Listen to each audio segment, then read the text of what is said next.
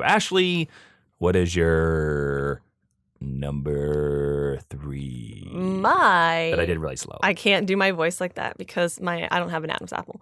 My number 3 is a single issue of classic Spider-Man. Now, I said this... Whoa. I know. Whoa. Okay, it's fine. I said this to Jason before we started. I'm going to say it again for everybody else to hear. I think that the first 150 issues of Spider-Man are like as good as the first 100 issues of Fantastic Four. And I think a lot of what we've seen has been a redux or a revisiting of these themes. I just think they're so solid. And even for a contemporary reader, they're a little wordy, but they really hold up. I was really lucky. I got to read this when I was working in a comic book store because the guy I was working with was like, yeah, you can read the old comics, just don't rip them.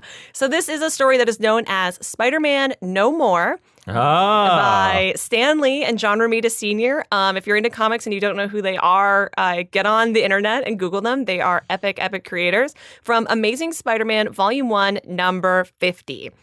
So Peter Parker quits being Spider-Man because he gets no respect and no matter how many people he saves. When he throws his costume away in the garbage, some kid finds it and brings it to J. Jonah Jameson at the Daily Bugle. So Peter's enjoying not being Spider-Man, and a new crime lord called Kingpin rises through the ranks of New York City. When Peter's walking around, he finds a guy being robbed and decides to save him.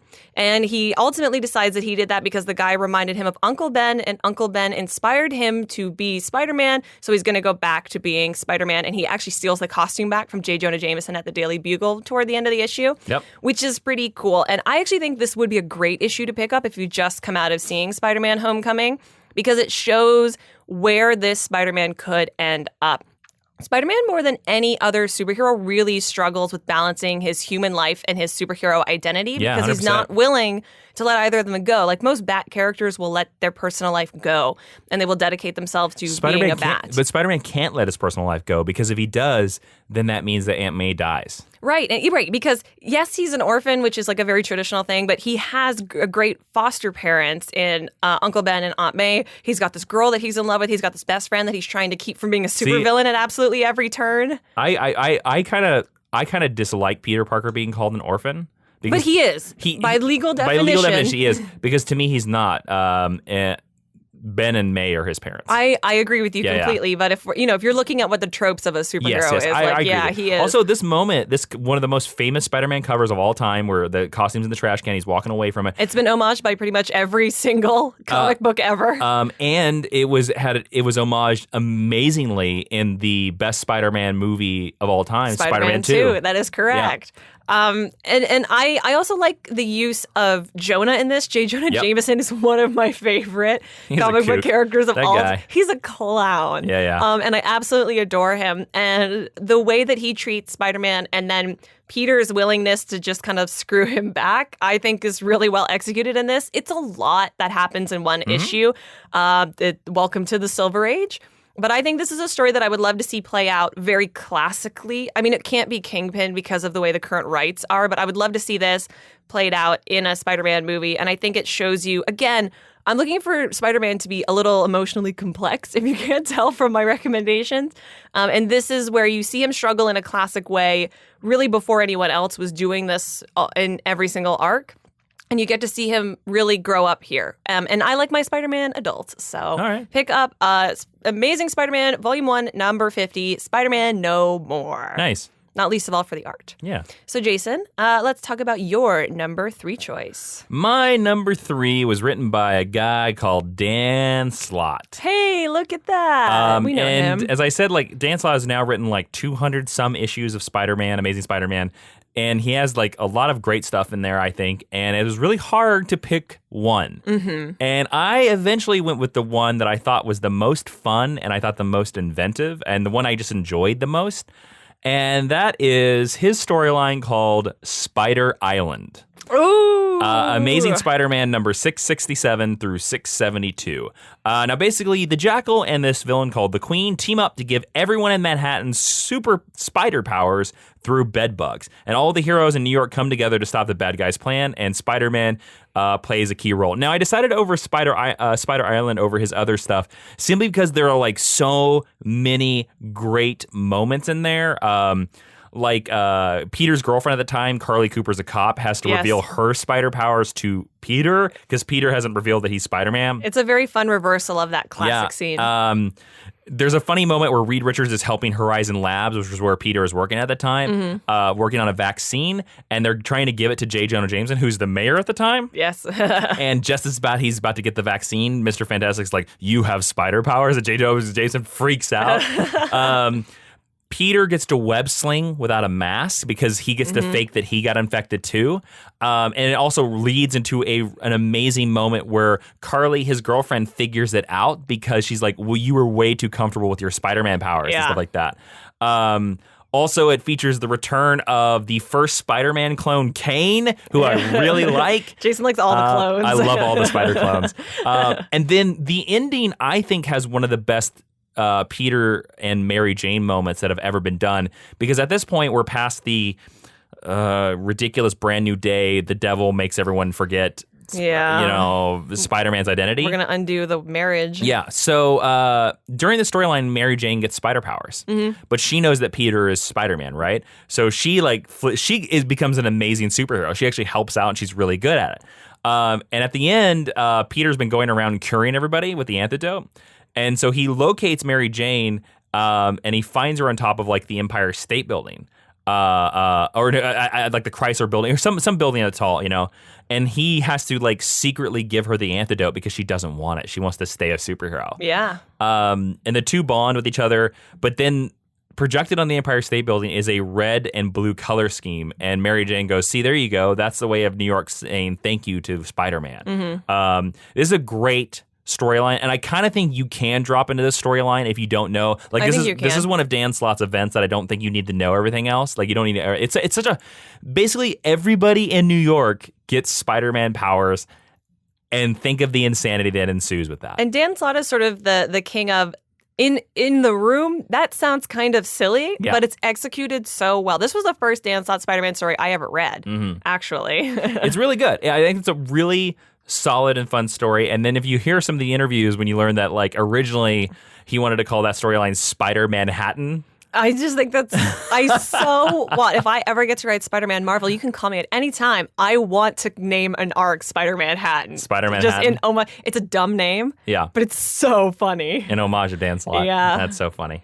All right. So before we move into our number twos, we want to tell you everybody over there about patreon.com/Jawiin, Jawiin. You go over there, you help us support us over there with even just $1 a month, and it really makes a big difference. It's the way that we get to keep this podcast free for all of you here because of the research and everything like that.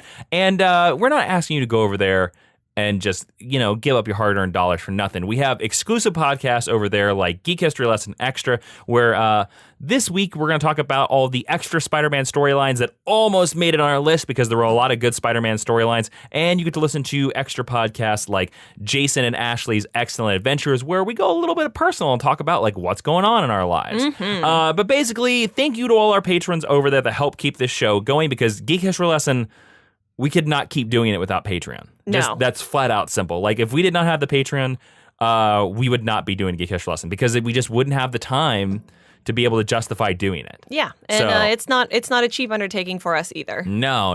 So patreon.com/Jawiin. Thank you to all of you that go over to support us over there. And if you haven't thought about supporting us over there, go over there, take a look, and see if you like anything you like over there. Thank you to everyone who's donated it and who will in the future. All right, let's move into the number two. Number two. Ashley. Yes. What is your number two? My number two is a volume of Spider-Man that I only picked up because Jason said, hey, you should read this during the course of his Spider-Man research for this podcast, in fact. Really? It is, yes. It is Marvel Knights Spider-Man Volume 1 by Mark Millar and Terry Dodson. Down Amongst the Dead Men. Yes. As it's called. A mysterious villain has discovered the wall crawler's secret identity. ... And is using the information to slowly destroy everything and everyone that Peter Parker cares about. But how far will Spider-Man go to protect the people he loves? Is he willing to cross a boundary we thought we'd never see him cross? This is the you can get a volume now that collects the first 12 issues of this. It's called Spider-Man by Mark Millar, the Ultimate Collection. Yes. Yeah. I read it, I think, in 2 volumes, technically. 3. 3, yeah, because they were broken up for the time. But now you can get it in 1 volume, which is really great. It is basically Peter Parker fights the Spider-Man villains of the Marvel Universe. The basic thrust of the storyline is that one of his spider villains, his classic spider villains, figures out his identity and kidnaps Aunt May then gives him a ticking clock and says, like, you have to break out Norman Osborn out of prison or else I'm going to kill Aunt May. And the reason this is great, especially if you've never read a Spider-Man story before and you just know him from the movies or the cartoon, is that the way Marvel Knights was designed at the time is you can drop into this without knowing anything. Do you know who Peter Parker is? Do you know he's Spider-Man? Super. You get to meet all of the classic villains and you get some really interesting reinventions of them. This is my favorite version of Electro. Yep. They explore his psyche in a really interesting way that I wish they would just bring into the continuity. It's my favorite version of Vulture, too. Yeah. Oh, yeah. Vulture's really great in this. Like, everybody gets their moment in the sun, and it really explains to you why these villains matter, because sometimes Spider-Man villains are stupid, silly. Yep. As with all villains, basically.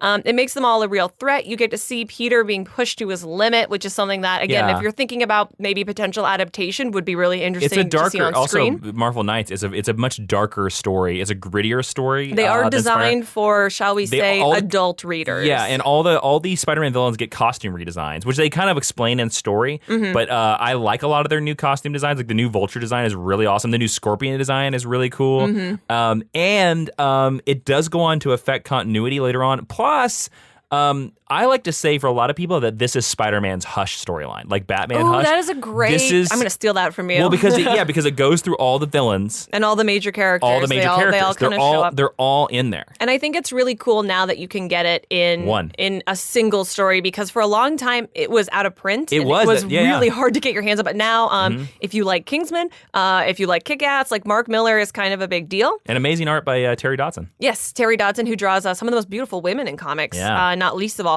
Then you can go back and see their sensibilities, but maybe without as many swears as you might be expecting. You can get it. It's great. Definitely pick up Marvel Knights Spider-Man. If you ask for that, even though that's not what it's called anymore, you can find it. It's on the app. And you will see everything that's great about the Spider-Man universe with a little more edge than maybe you're used to. But it's still good. Not too dark. Like, we're selling it very dark, but it's not as dark as you expect. No, but it's darker than normal Spider-Man. It's darker than a traditional Amazing Spider-Man. He's not very jokey in this. He's not. But if you stole my Aunt May, I wouldn't be jokey either. I wouldn't either. I'd murderize you. I'd murderize you. And, he faces that question, and he has to prove if he's as good as we think he is. Yep. And spoiler, he kind of is. Yep. So he's still Spider-Man. So this is my choice, but it secretly has Jason's stamp of approval as well. Yep. Because he's the one who told me to read it. That story did not make it on my list. I thought it maybe might not, but I wavered on this one because I was like, well, Jason will read it, might be on. It's a good. I considered it. I think that story actually would be my number 6. Okay, well, we're going to talk about our also rans. We'll get there. So we will get there. All right, what is your number 2? Your almost your number 1. All right, so again, I had to think about for this list what Spider-Man stories really made a big impression on me. Mm-hmm. And the Spider-Man stories, especially for my top 2 slots, had to be stories that emotionally affect you, or me, because I think that is Spider-Man. I think that is something that the first 2 Sam Raimi movies really captured. Spider-Man is a character that wears his heart on his sleeve, so his stories have to be based around an emotion. Mm-hmm. You have to be based around an emotion. If you don't get to the end of a Spider-Man story and be like, oh, I feel like I was punched in the heart a little bit, then to me it's not a good Spider-Man story.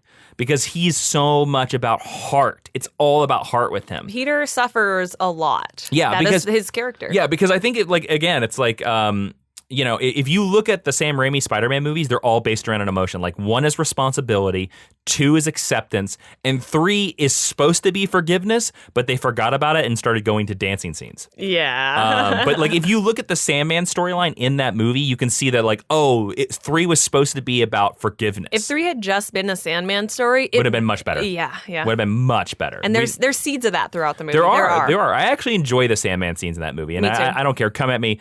I don't care. So for my number 2, I really searched far and wide because I knew immediately what my number one story was going to be. Mm-hmm. I had no so did doubt. I was like, it's this one, no problem. Yeah.